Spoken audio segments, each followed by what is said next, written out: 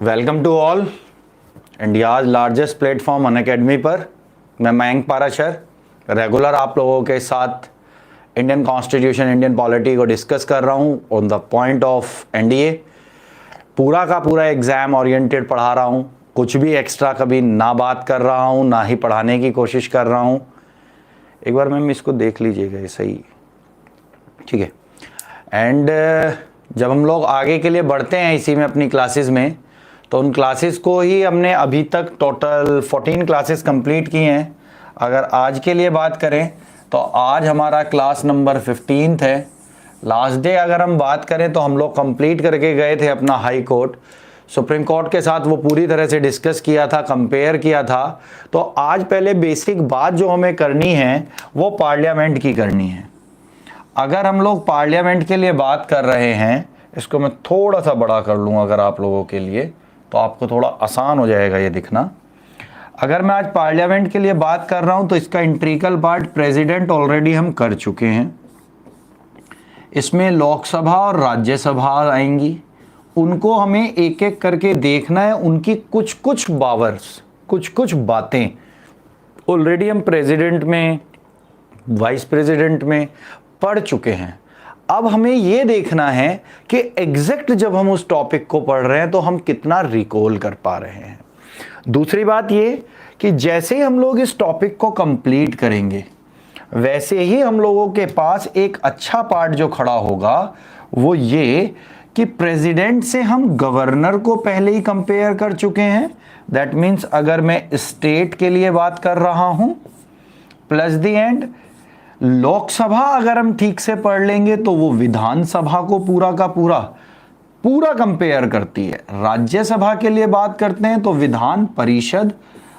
If क्यों लिखा? क्योंकि हर स्टेट के अंदर ये अवेलेबल नहीं है। जो जो स्टेट्स में है तो हम वहां पर ये कैसे बनती है, हटती है, किन किन स्टेट्स में है, कितने नंबर ऑफ मेंबर्स आते हैं, इनके एमएलसीज के काम क्या होते हैं, ये सब कंपैरिजन से पढ़ा जाएगा। लेकिन जो आज का टॉपिक है वो प्रेसिडेंट, लोकसभा और राज्यसभा। अगर तसल्ली से आप लोग देखेंगे तो हार्डली अगले 40 से 45 मिनट में हम लोग ये पूरा का पूरा टॉपिक माइंड अप करेंगे।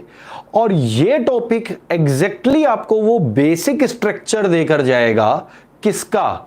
बेसिक लोकसभा, राज्यसभा, या we can say the integral part of all, कि एक दूसरे से कैसे कैसे कहां कहां तार किसके कैसे जुड़ते हैं। अगर हम वो सारी चीज़ों को प्रॉपरली देखेंगे तो अपने आप कहानी हमारी भी समझ में आने लगेगी और आपके लिए एग्जाम में क्वेश्चन आसान हो जाएगा। तो मैं मयंक पाराशर आप लोगों के साथ इंडियन पॉलिटी क्लास 15 स्टार्ट करता हूं।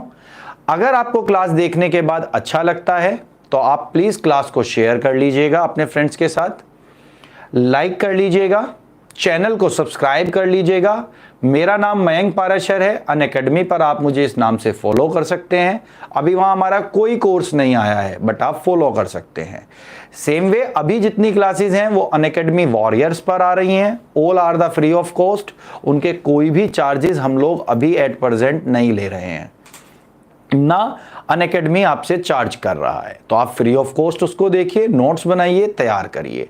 अब इशू क्या आता है? इशू ये आता है कि अगर कहीं आपकी कोई प्रॉब्लम है तो मैं रेगुलर कमेंट्स को देखता हूं, तो उन कमेंट बॉक्स में आप पक्का लिख दें। अदरवाइज हमारा अपना यूट्यूब चैनल है द ट्यूटर्स अकेडमी, वहां पर आप आ जाएं। वहां मेरा नंबर भी दिया हुआ होता है। You can call me as well as mail me, मतलब आप मुझे बाय मेल डाल सकते हैं, बाय मैसेज डाल सकते हैं। तो कैसे भी आप अपनी प्रॉब्लम पहुंचा दीजिए। जैसे ही मैं फ्री होऊंगा immediate I will be revert, मैं उसका आंसर करूंगा। तो आपसे सिर्फ इतना इंश्योरिटी चाहिए कि आप उस लेवल पर पढ़ने की कोशिश करें जिस लेवल पे कहा जाए कि भूख कभी खत्म नहीं हो रही। जितना आगे बढ़ रहे हैं उतनी ही और भूख बढ़ती जा रही है कि कैसे और अच्छा पढ़ें, कैसे और नोट्स अच्छे तैयार हों, ताकि पेपर में एक भी क्वेश्चन ना छूटे। अपने लास्ट 14 ईयर्स का जितना मेरा एक्सपीरियंस है उसके अकॉर्डिंग मेरी कोशिश है कि आपको सिर्फ वो पढ़ाया जाए जो मोतियों की माला बन के लास्ट में तैयार हो। एग्जैक्टली एक एक मोती वो उठाया जाए जो बाद में दिखाई दे कि एग्जाम में ये क्वेश्चन ऐसे फ्रेम हो सकता था। क्लियर? तो थ्योरेटिकल पार्ट पहले हम लोग कंप्लीट कर लें, बाद में हम लोग प्रैक्टिस पार्ट पर आएंगे एंड एक एक करके फिर धड़ाधड़ एमसीक्यूज का काम करेंगे। चलिए आज की क्लास शुरू करते हैं, जो कि आज हमारा टॉपिक है पार्लियामेंट ऑफ इंडिया। अगर हम पार्लियामेंट ऑफ इंडिया के लिए बात कर रहे हैं बच्चे, तो इसमें सबसे पहली चीज आर्टिकल 79, क्वेश्चन एनडीए में आया हुआ है कि किस आर्टिकल में पार्लियामेंट के लिए बात लिखी है। पहले बार यह क्वेश्चन था, एक बार पेपर में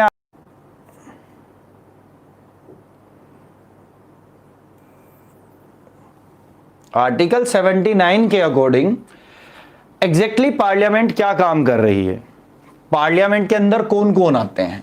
तो बहुत क्लियर कट जो कॉन्स्टिट्यूशन में लिखा है वही आ जाता हूं, there shall be a parliament, हमारे यहां एक पार्लियामेंट होगी जो मैंने अभी बताया, for the union, centre government के लिए, विच विल कंसिस्ट, किस बात को, प्रेसिडेंट, अभी देखो मैंने पी लिखा था, two houses, first house and second house, कौन से, known respectively as council of state, that means upper house या राज्यसभा।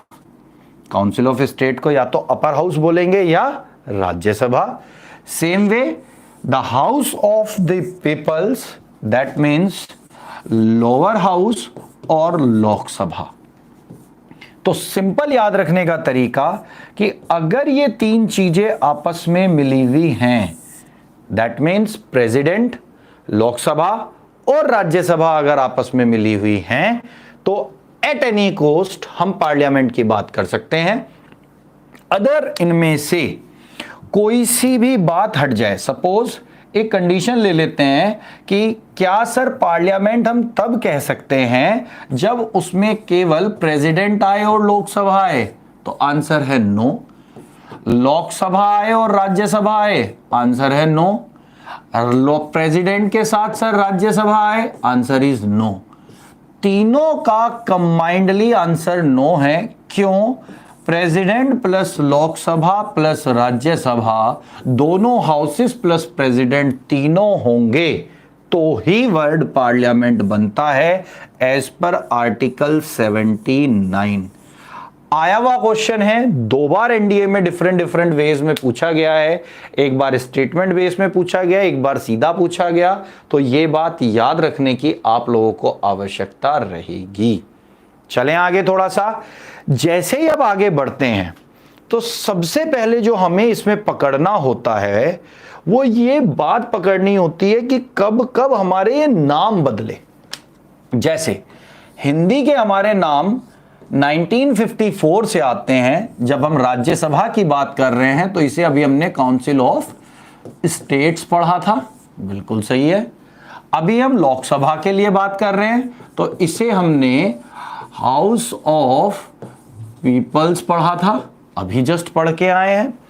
तो ये दोनों के दोनों नाम जिन्हें हमने council of state and the house of people के नाम से रेस्पेक्टिवली देखा, ये हिंदी में एड ऑन हुआ 1954 में। इसका मतलब क्वेश्चन में पूछा जा सकता है कि ये जो हमारी पार्लियामेंट है ये कब बनी, कैसे बनी। तो इसके लिए भी याद रखिएगा, अंडर एक सेकंड में थोड़ा नीचे कर लूं, ऊपर मार्कर आ नहीं रहा। Under government of India act 1935, ये बेसिकली वो एक्ट था जिस एक्ट के अंडर में पहली बार हमारे यहां पर दो हाउसेस होंगे, बाइकैमरल पावर्स होंगी, ये बात बताया गया था। क्यों? क्योंकि इससे पहले अगर हम एक्ट की बात करते हैं 1919 की, तो उसके अंदर तो डयार्ची बताया गया था, जिस डयार्ची सिस्टम में बहुत बड़ी प्रॉब्लम रिजर्व और ट्रांसफर्ड पावर्स की थी। बात क्लियर हो रही है? तो ये याद रखिएगा, ये लोकसभा राज्यसभा लेटर ऑन आया आजादी के बाद, इवन देन कॉन्स्टिट्यूशन बनने के बाद। सेम वे अगर आपसे कभी ये बात पूछी जा रही है कि अगर ये नाम नहीं थे और पुराने टेक्निकल नेम, चाहे हम उसे काउंसिल ऑफ स्टेट्स कह दें, हाउस ऑफ पीपल, वो कब आया, कहां से आया? तो वो गवर्नमेंट ऑफ इंडिया एक्ट 1935 से आया। अब अपर हाउस का मतलब क्या है और ये लोअर हाउस का मतलब क्या है? अगर आप ब्रिटिश पार्लियामेंट को देखें तो वहां पर भी दो हाउसेज होते हैं, वहां पर ये टर्मोलॉजी यूज होती है upper house and lower house. Upper house का मतलब होता है परमानेंट और लोअर हाउस का मतलब होता है टेम्परेरी। अब इस बात का मतलब क्या है? अपर हाउस का वहां मतलब है कि जो उसका मेंबर है वो 6 ईयर के लिए आएगा और एवरी 2 ईयर्स में उसके 1/3 मेंबर RTD रिटायर्ड हो जाएंगे। जबकि जब हम लोग लोअर हाउस के लिए बात करते हैं तो लोअर हाउस का मतलब है इनकी होगी टर्म, इनका टर्म सपोज 5 साल का है तो 5 साल बाद इन्हें सबे हटना होगा। दैट मीन्स री इलेक्टेड होकर आना होगा, इन्हें इलेक्शन दोबारा जाना होगा, चुनाव दोबारा लड़ना होगा, ऐसे कंटिन्यू नहीं कर सकते। तो दैट इज द बेसिक फर्क। दूसरी बात कर लें तो सेकंड चैम्बर या हाउस ऑफ एल्डर के नाम से भी जाना जाता है, first chamber and popular house के नाम से भी जाना जाता है। फिर प्रॉब्लम फंसी कि सर ये तो नाम बदल गए, ये तो बिल्कुल ही अलग हो गया फिनोमिना से। हां देखो क्यों इसका नाम सेकंड चैम्बर रखा गया है या house of Elder, that means बड़े भाई की भूमिका में है ये। सिंपल सी बात पढ़ लेते हैं। और यहां लिखा है first chamber and house of, क्यों?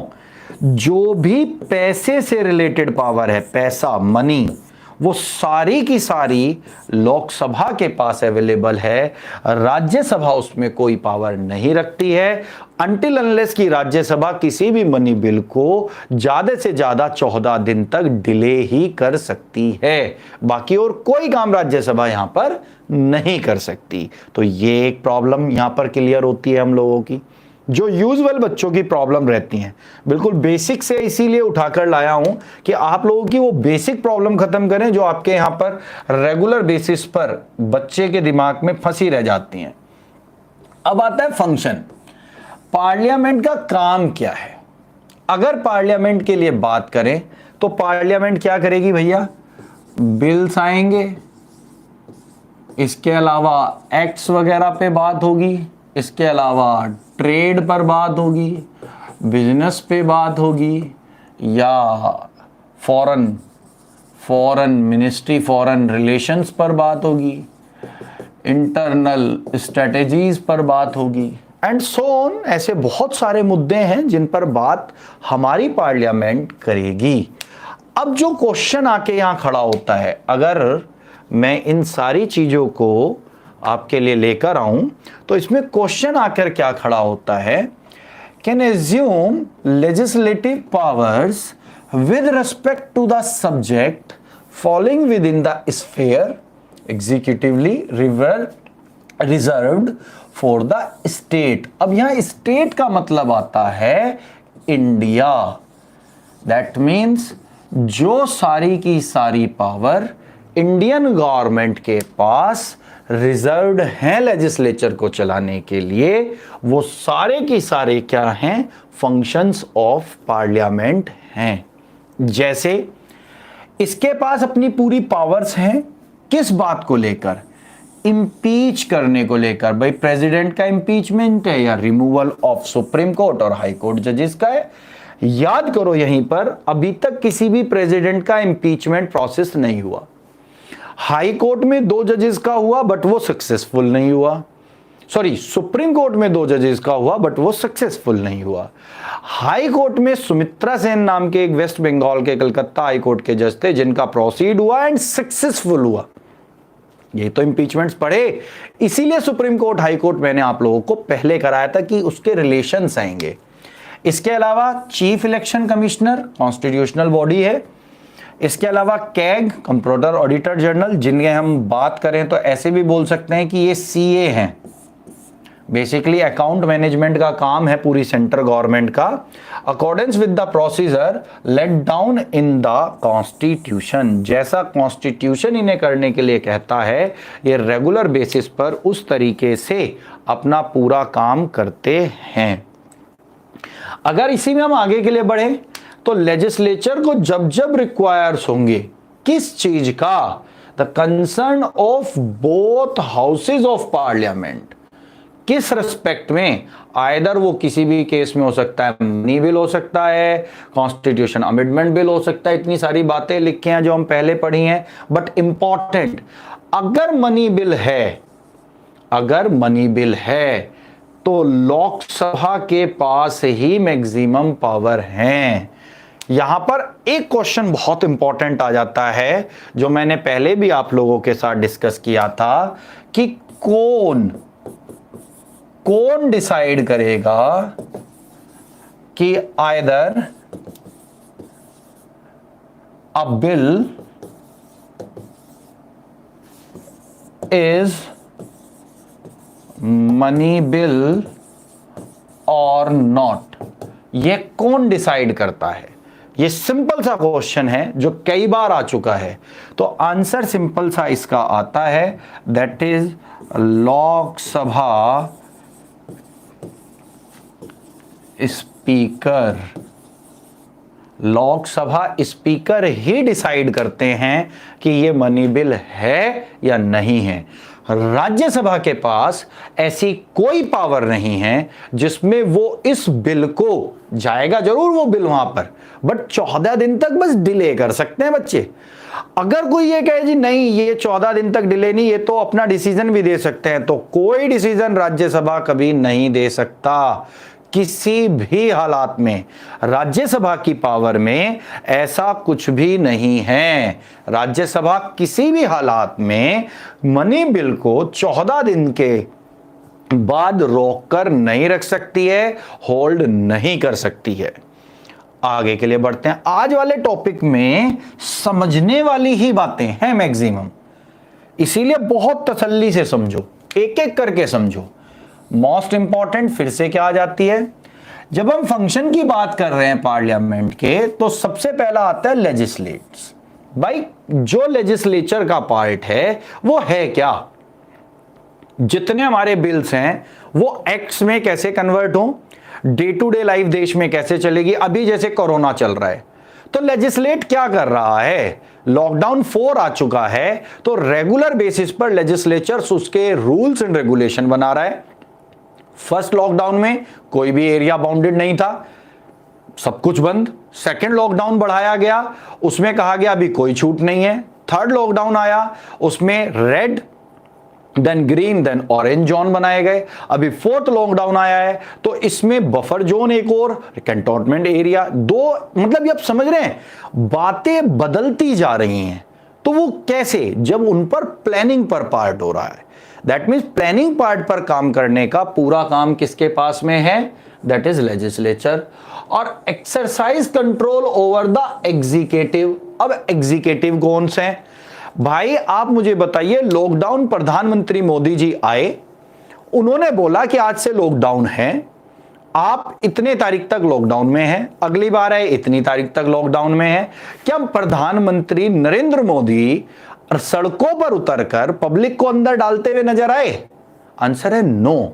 लेजिस्लेचर का काम है बिल्स, प्लानिंग, एक्शन, पूरा खाका तैयार करना, लेकिन उसे ग्राउंड तक लाने की जिम्मेदारी किसकी है, दैट इज एग्जीक्यूटिव्स की। सिंपल सा एग्जांपल, गाजियाबाद के अंदर शुरू में केसेस बहुत तेजी से बढ़े, नोएडा में बहुत तेजी से रैपिडली बढ़े। अगर मैं एक एरिया को उठा लूं जो हमारे नियर बाय है, हुआ क्या, जो हमारे सीएम है उन्होंने इमीडिएट एक्शन लिया। वहां पर केसेस बढ़ रहे थे, इस पर वहां के डीएम को हटाया गया। तो डीएम थोड़ी ना जाकर केसेस बढ़ा रहे थे, फिर उन्हें क्यों हटाया गया? द प्रॉब्लम इज कि वो डीएम एग्जीक्यूटिव पावर के हेड हैं उस डिस्ट्रिक्ट में, और क्योंकि वहां ग्राउंड जीरो पर वो काम नहीं हो पा रहा था, इसलिए सबसे ज्यादा किसको सुननी पड़ेगी? जो हेड होगा। सेम वे इसको दूसरे तरीके से समझो। आप में से अगर कोई भी बंदा है और उसके घर में बेसिक मम्मी पापा दादा दादी सब लोग हैं, तो आपने बहुत बार ये देखा होगा कि कई बार बच्चा अगर नहीं किसी की सुनता है तो वो पापा मम्मी, कई बार दादा दादी का प्यार है, उन्होंने बिगाड़ दिया है, उन्होंने लाड़ में ये कर दिया है, यही होता है। इस बात का मतलब क्या था कि रियल अथॉरिटी जो लेजिस्लेट था वो तो दादा दादी थे, तभी आप उनके सामने कुछ बोल नहीं पाए। But you are the executive, आपका काम था उसे सुधारना, बट अनटिल अनलेस आपने भी अपना काम नहीं किया। यही रीजन है कि वो फॉर द टाइम बिंग बच्चा उस अपग्रेडेशन में नहीं आ पाया। समझ रहे हैं मेरी बात? तो मैंने परिवार से भी समझाया और जो आज देश के परिप्रेक्ष्य में बात की जा सकती है उसमें भी आपको बताया। तो आगे बढ़ते हैं, फाइनेंशियल कंट्रोल के लिए बात करते हैं। तो ये एग्जीक्यूटिव कैसे कैसे कहां क्या खर्चा करेंगे वो पूरा देखते हैं। Parliament is the sole authority to raise the taxes. अब चेक कर लीजिए इसका परफेक्ट एग्जाम्पल।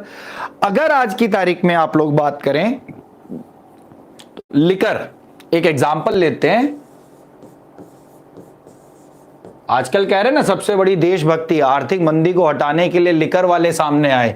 हमने अपना दिल खोलकर 1000 करोड़ की शराब एक दूसरे लॉकडाउन के तुरंत बाद खरीद दी।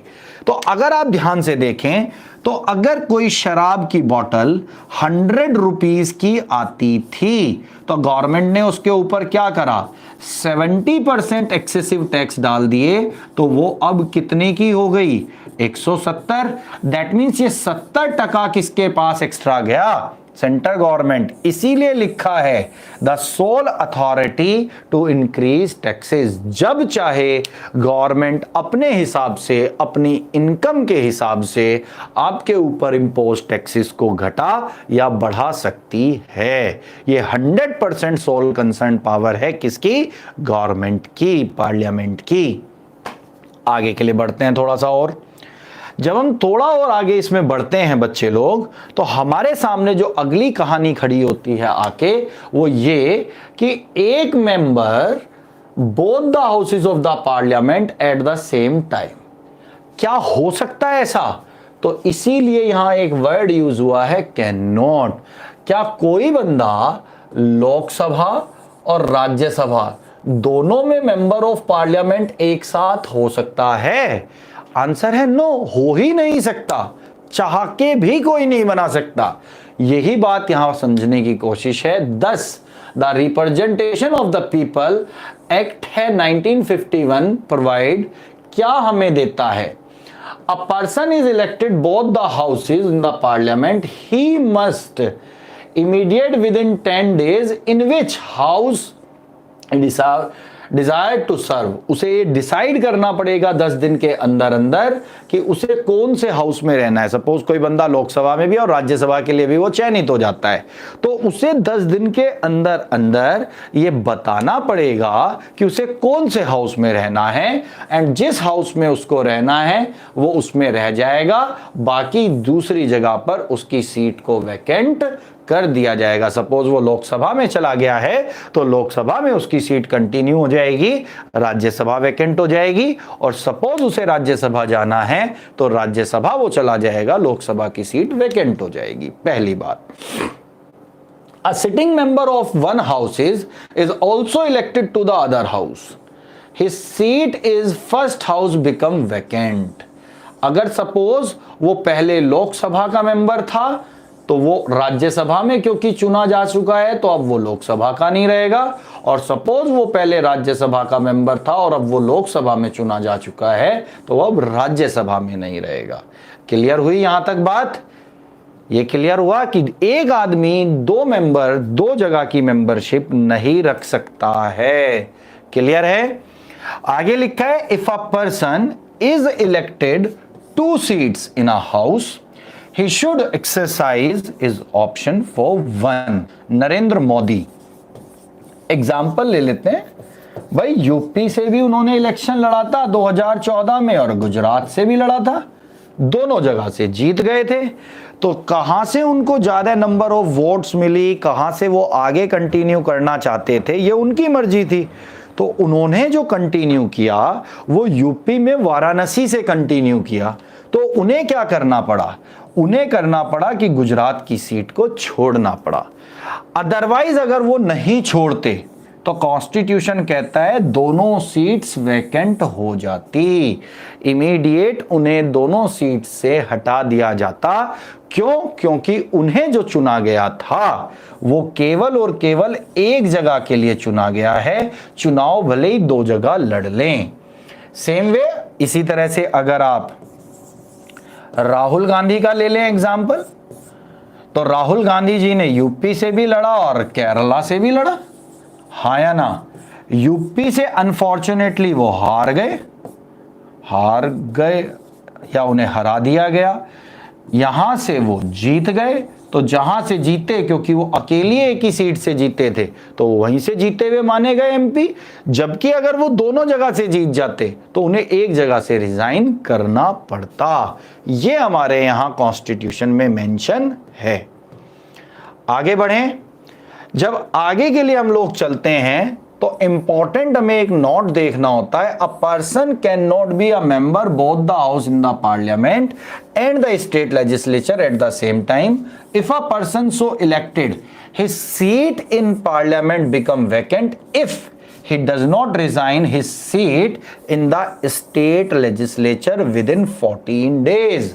अगर 14 दिन के अंदर अंदर उसने स्टेट लेजिस्लेचर से रिजाइन नहीं किया है तो सेंटर लेवल पर भी उनकी वैकेंसी चली जाएगी। दैट मीन्स तरीका क्या कहता है, आपने स्टेट में, आप सपोज ऐसे मान लो कि एक बंदा कोई स्टेट में एमएलए है और उसने एमपी का भी चुनाव लड़ा है और वो यहां ऑलरेडी पहले से ही जीता हुआ था और यहां भी जीत गया, तो 14 दिन है उसके पास किस बात के लिए, इस सीट से हट जाने के लिए, इस सीट को छोड़ देने के लिए।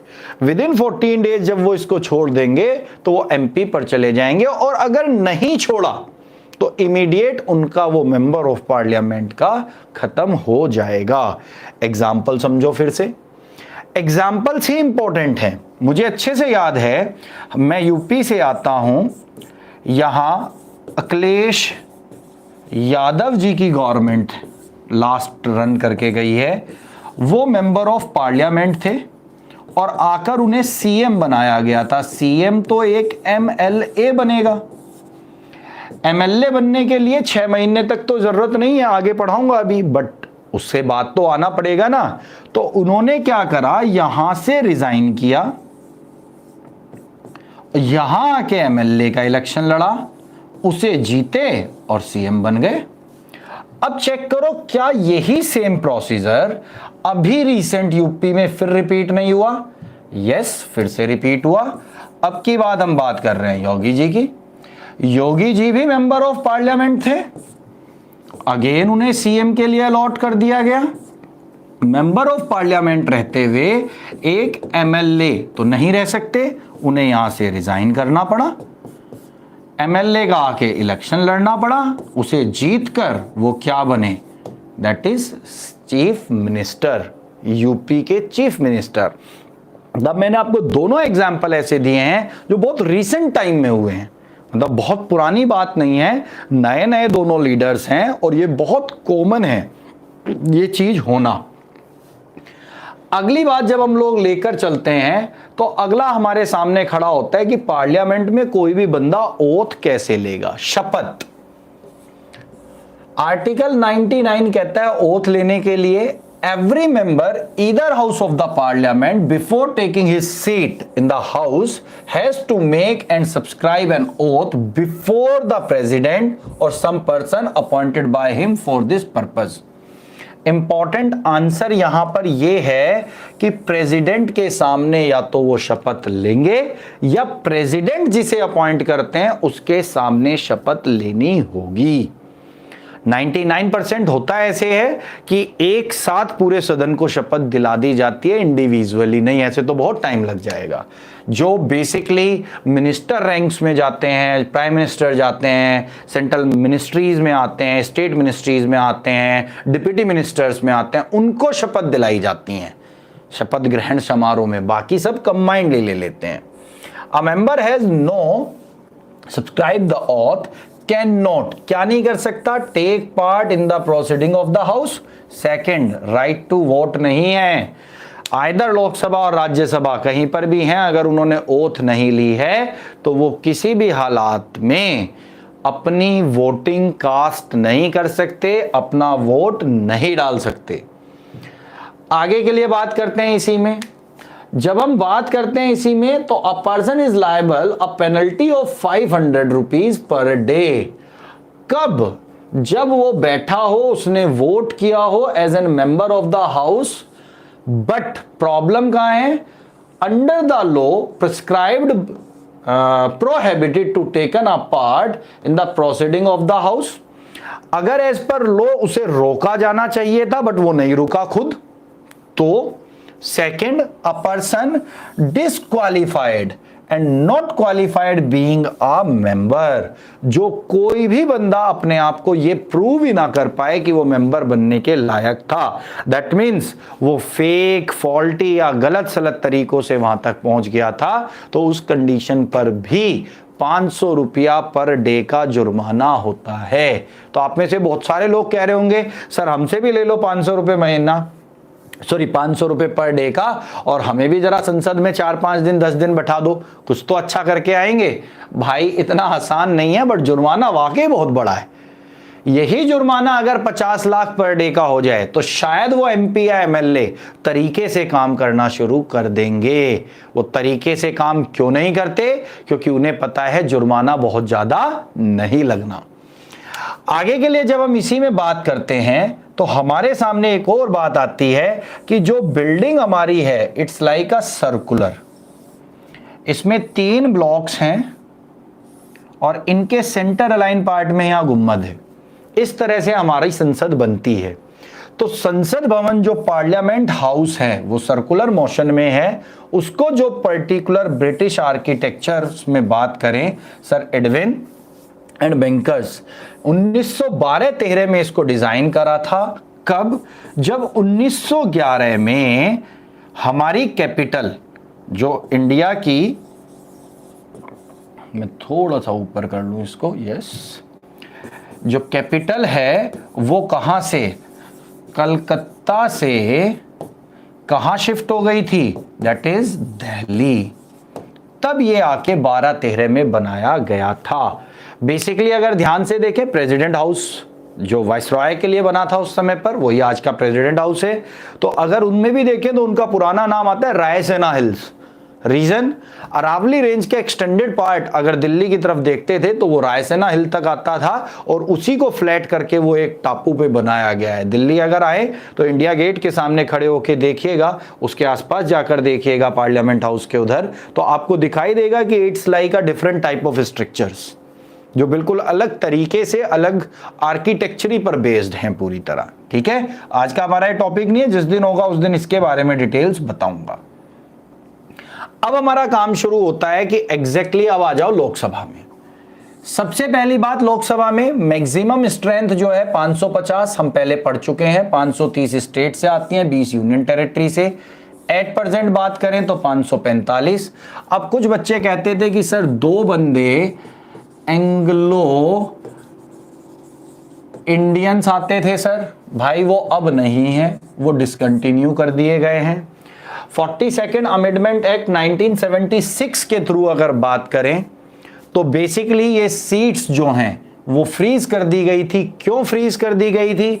बिल्कुल क्लियर कट उस समय डिवीजन दिए गए थे कि भाई एज पर सेंसस चेक कर लीजिए 1971 के लेवल पर 2000 में, तो पॉपुलेशन बढ़ेगी और पॉपुलेशन बढ़ेगी तो तब जाकर हम इसको खोल देंगे। सेम उसी लेवल पर 84th अमेंडमेंट एक्ट 2001 में इसे 2026 तक के लिए बंद कर दिया गया, जिसमें ऑब्जेक्टिव वही रखा गया कि जब पॉपुलेशन बढ़ेगी तब ये नंबर ऑफ सीट्स खोल दी जाएंगी। तो क्लियर हुई बात। तो एट प्रेजेंट हमारे पास 545 सीट्स आती हैं लोकसभा में, 530 स्टेट से आती हैं जो पूरी तरह खुल चुकी हैं। ये भी बात याद रखिएगा, स्टेट्स की कैपेसिटी में 530 है और वो पूरी तरह खुली हुई हैं। जो यूटी की सीट्स हैं इन्हीं में थोड़ा सा इशू है। अभी जम्मू एंड कश्मीर के बाद ये नंबर्स थोड़े से चेंज हुए हैं, तो जैसे ही वो अपडेटेड लिस्ट आएगी, अगला कोर्स या बीच में जो टॉपअप्स मैं कराता रहता हूं कि ये चेंजेस हुए हैं वो देख लीजिएगा, तो जैसे ही वो आएगा मैं आप लोगों को चेंज कराऊंगा। ठीक है, आगे के लिए बात कर लेते हैं। तो थोड़ा सा आगे जब और बढ़ते हैं तो लोकसभा हमारे सामने खड़ी है, seat as reserve for SC ST। बहुत इंपॉर्टेंट बात है, राज्यसभा के अंदर कोई सीट रिजर्व नहीं है, जबकि लोकसभा के अंदर SC STs के लिए सीट रिजर्व हैं। ऑल्दो अगर हम बात कर लें तो वोटर ऑफ द कॉन्स्टिट्यूएंसी है, but without any separate electorate. Separate electorate नहीं दिया गया है, बट सीट रिजर्व की गई हैं। दूसरी बड़ी बात जो इंपॉर्टेंट है, अगर सीट रिजर्व है इलेक्शन में तो SC की है तो SC लड़ेंगे इलेक्शन, ST की है तो ST लड़ेंगे। बट ये कहीं नहीं लिखा गया a member of SC ST is also not denied from the consisting in a general seat. अगर नॉन रिजर्व सीट है और तब भी कोई SC ST कह रहे हैं कि मुझे इलेक्शन लड़ना है, तो हमारे कॉन्स्टिट्यूशन में ऐसी कोई बात नहीं बताई गई है कि नॉन रिजर्व सीट्स पर SC ST नहीं लड़ेंगे, वहां केवल जनरल लड़ेंगे। लेकिन SC ST सीट पर केवल SC ST ही लड़ सकते हैं, जनरल्स का वहां पर कोई पार्टिसिपेशन नहीं है। नॉर्मल टेन्योर की बात करें, लोकसभा 5 साल रहती है, but it may be dissolve earlier bye the president. कब? अगर मैं संसद को ऐसे बैठा दूं तो मेरे पास टोटल 545, तो जादुई आंकड़ा कितना हो गया 273। अगर 273 MP से कम कभी किसी के पास होंगे, उस पर मेजॉरिटी नहीं होगी, तो सरकार पहले भी गिर सकती है, कोई बहुत बड़ी बात नहीं है। 273+ MPs चाहिए सरकार बनाने के लिए। The life of the Lok Sabha can be extended by the Parliament beyond 5-year term। याद करो ये कब बताया था, जब नेशनल इमरजेंसी आर्टिकल 352 में पढ़ रहे थे, क्या कि इसे पास करा लो कब, विद इन 1 month, यस और नो, और 6 महीने के लिए आगे बढ़ाते जाओ। कब तक बढ़ा सकते हैं? इनफाइनाइट पीरियड तक, क्योंकि कॉन्स्टिट्यूशन में कहीं इसकी कोई लिमिट नहीं दी गई। When the proclamation of the emergency under article in this force, but the parliament cannot extend normal life of the Lok Sabha more than 1 year at a time, no limit on the number of time in the constitution। भाई एक बार तो जब आपने पास करा वो हो गया, 6 महीने में आपने फिर पास कराया तो अगले 6 को, तो पूरे 1 साल में अगर देखें तो एक ही बार तो पास कराना पड़ा, एक बार तो इमरजेंसी इंपोज ही करी आपने, तो 1 साल में वो एक बार, देन आप आगे बढ़ जाते हैं। आगे के लिए बात कर ले इसी में थोड़ा सा, जब बात करते हैं तो इसमें और अच्छी बात पता चलती है फैक्ट में, क्या कि वोटिंग एज जो है वो रिड्यूस करी गई 21 से 18।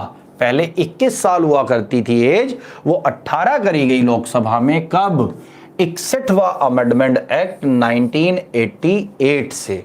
ये याद रखिएगा, जो वोटिंग एज दी गई है 18 साल, वो 1988 से 61st अमेंडमेंट एक्ट से दी गई है। पहले ये एज 21 थी, बट ये आज नहीं है, आज की एज क्या है? 18 साल।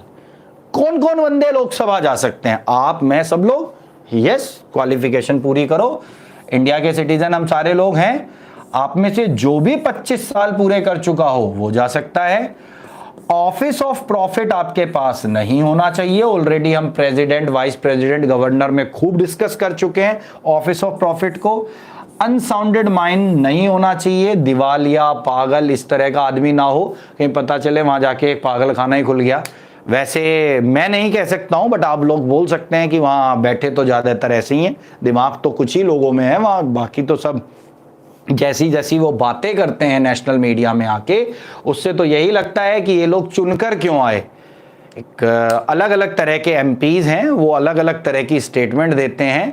एक MP नारे लगवा रहे होते हैं, किससे? पब्लिक से, गो कोरोना गो, जोर जोर से चिल्ला रहे हैं, गो कोरोना गो, गो, इससे कोरोना जाएगा। वहां सोशल डिस्टेंसिंग जरूरी है भाई, तुम भीड़ लगा रहे हो, दान में बांट रहे हैं, खाना बांट रहे हैं, बिल्कुल सही है, उसका फोटो क्यों ले रहे हो भाई? If you want to do some charity, some help, तो कॉन्स्टिट्यूशन में कहीं नहीं लिखा कि आप उसकी फोटो लो और कहीं पर भी नुमाइश करो कि ये वो बंदे थे जिनको हम लोगों ने दान दिया था। सॉरी, जिसने भी हेल्प करनी है कभी भी करिएगा, उसको कभी नुमाइश में नहीं डालिएगा। यही बात मैंने अपनी इनिशियल फेज में भी लॉकडाउन में बोली थी कि हम लोगों ने क्या पीएम केयर्स फंड में दिया वो हम जाने, मैं जानूं या मैम जाने। मेरी हैसियत 1 रुपए की होगी, मैं 1 रुपया दूंगा, मेरी हैसियत 10 करोड़ की होगी, मैं 10 करोड़ दूंगा, लेकिन डिपेंड करता है वो मेरी हैसियत कितनी है।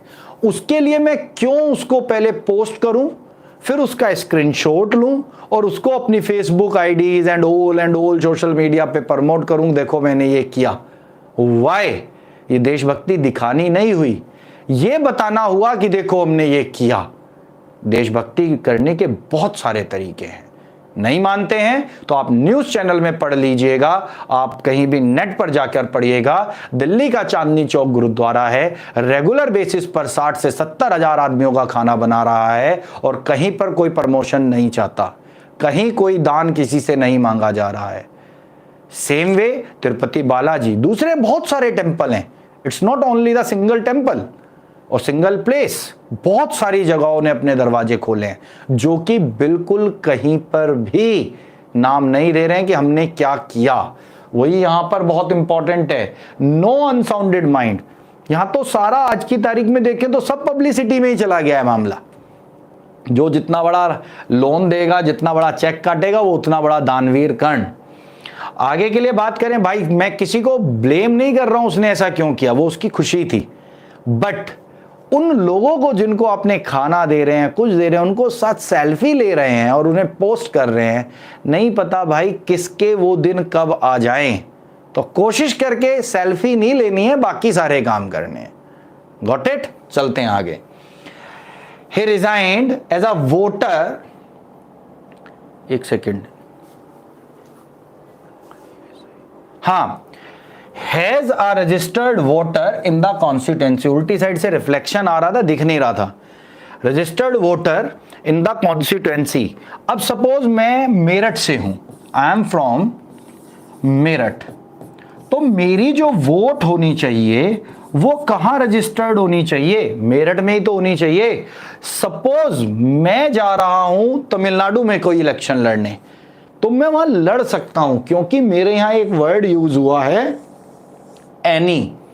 किसी भी कॉन्स्टिट्यूएंसी में इंटायर इंडिया में मैं अपने इलेक्शन में पार्टिसिपेट कर सकता हूं।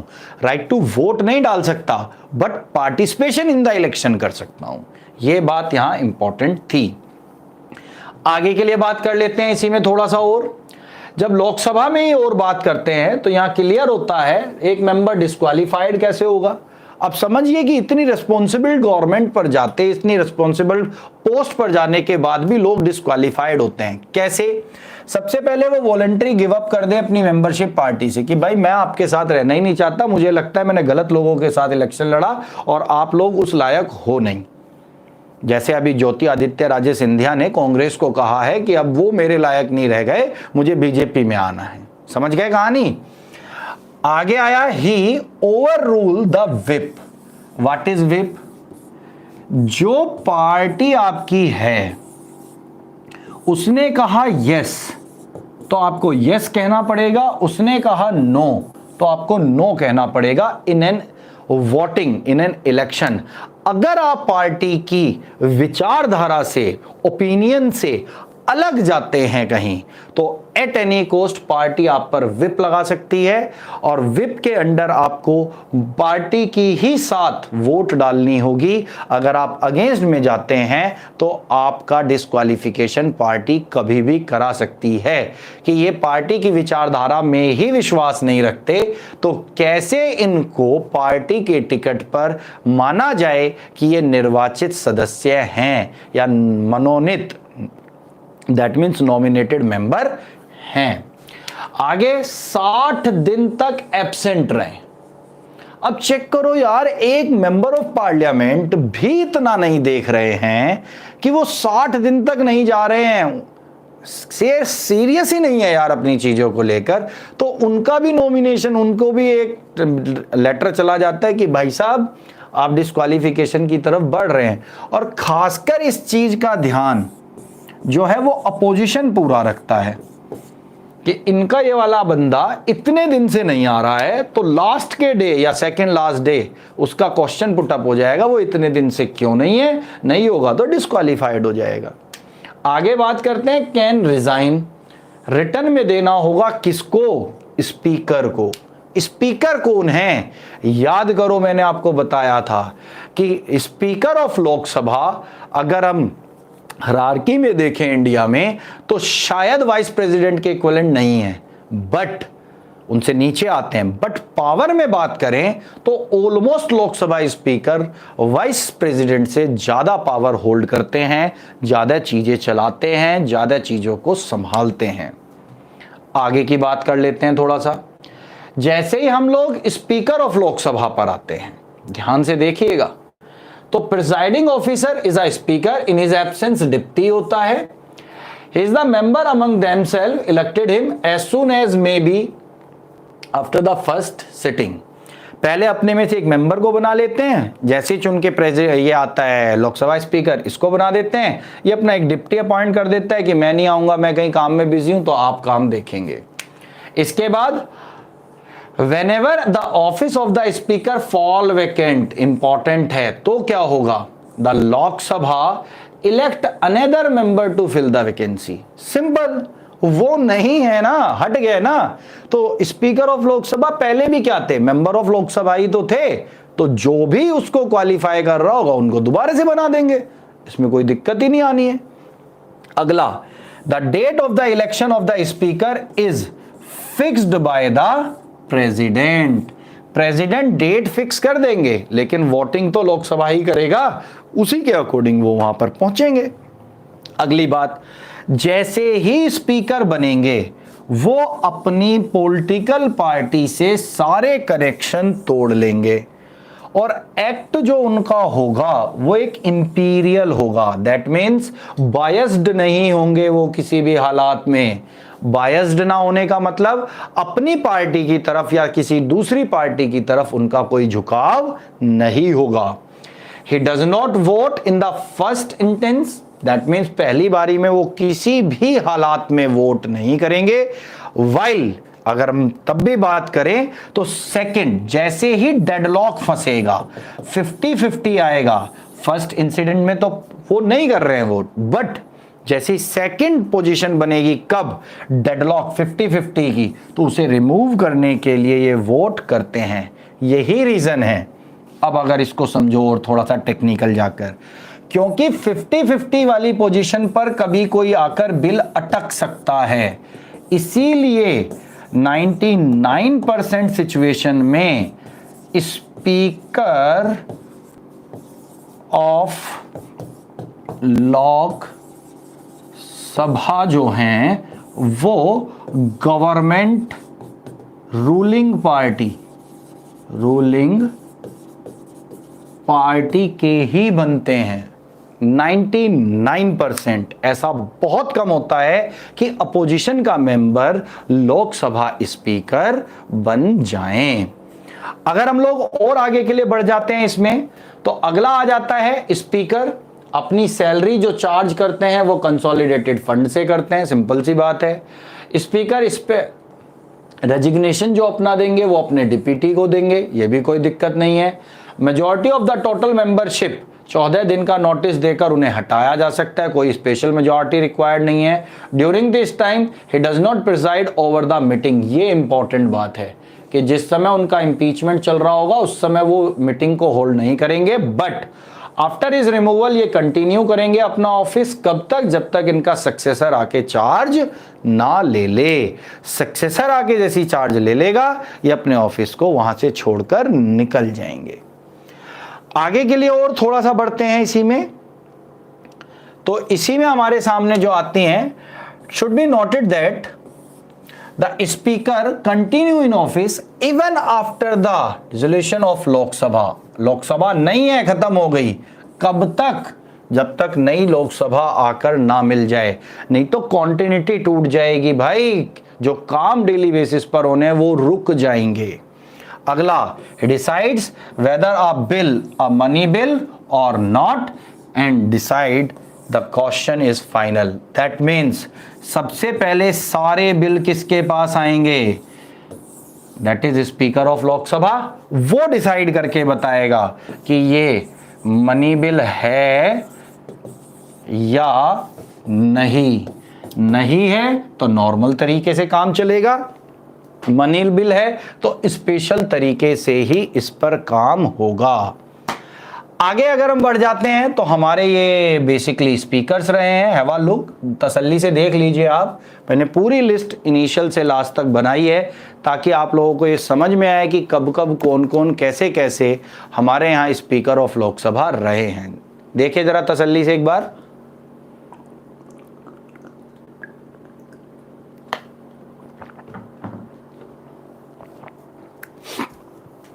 इसमें आगे के लिए बढ़ते हैं तो हमारे पास फिर इसी तरह से एक और लिस्ट है। पूरा देख लीजिए आराम से, ये आप ही का काम है। बेसिक इसे तो स्क्रीनशॉट लेकर आप लोगों को रखना होगा ताकि आपको ऑर्डर में पता हो चीजें। टेन्योर याद रखने की कोई जरूरत नहीं है, ऐसा कोई क्वेश्चन एनडीए में नहीं आता। बट हाँ ऐसे आ जाता है, जैसे यहाँ पर बात कर रहे हैं तो जाखड़ साहब, बलराम जाखड़ हो गए, बाल योगी हो गए। ये बेसिकली दो दो बार बने हैं, कितने टेन्योर के लिए बने हैं, सक्सेसिवली कौन कौन आए हैं, ये क्वेश्चन कई बार आ जाता है।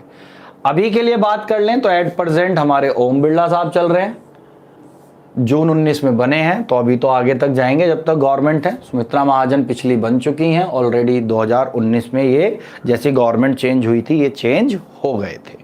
क्लियर हुई बात? यहां पर आकर अगर हम बात करें तो लोक सभा ऑलमोस्ट कंप्लीट हो जाता है at the point of view of NDA. अब कल हम लोग बात करेंगे आगे के लिए, जिसमें अगले टॉपिक पर हम जाएंगे, that is Rajya Sabha. Once Rajya Sabha over करेंगे तो फिर लोकसभा राज्यसभा के बीच में रिलेशंस कैसे हैं इसको पूरी तरह से देखेंगे। इसी में पूरा का पूरा मैकेनिज्म देखेंगे कि हमारा कंसोलिडेटेड फंड, कंटिजेंसी फंड कैसे काम करते हैं।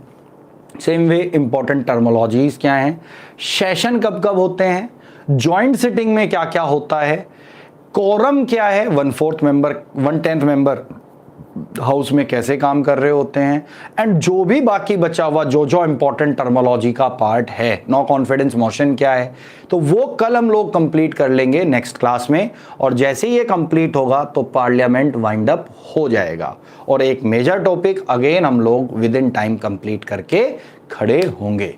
तो फ्रॉम माई साइड आज के लिए लोकसभा कंप्लीट करा दिया है, कल बात करेंगे राज्यसभा के लिए अगले सेशन में। इंपॉर्टेंट अगर देखें तो आप इन सब चीजों के अपने नोट्स बनाते चलिएगा ताकि एग्जाम के टाइम पर आप रिवाइज करने में आसानी हो, पहली बात।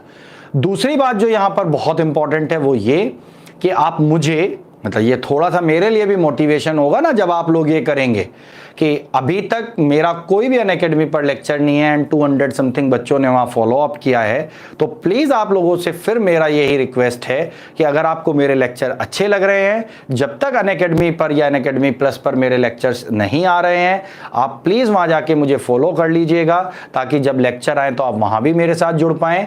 एंड आपको अच्छा लगा है अगर ये सेशन तो इस वीडियो को लाइक करिएगा, शेयर करिएगा, बाकी सब लोगों के साथ इसे बढ़ाइएगा, अनअकैडमी वॉरियर्स को भी सब्सक्राइब करिएगा। और अगर आप करना भी चाहते हैं तो हम लोगों को हमारे YouTube channel the tutors academy पर भी सब्सक्राइब कर सकते हैं।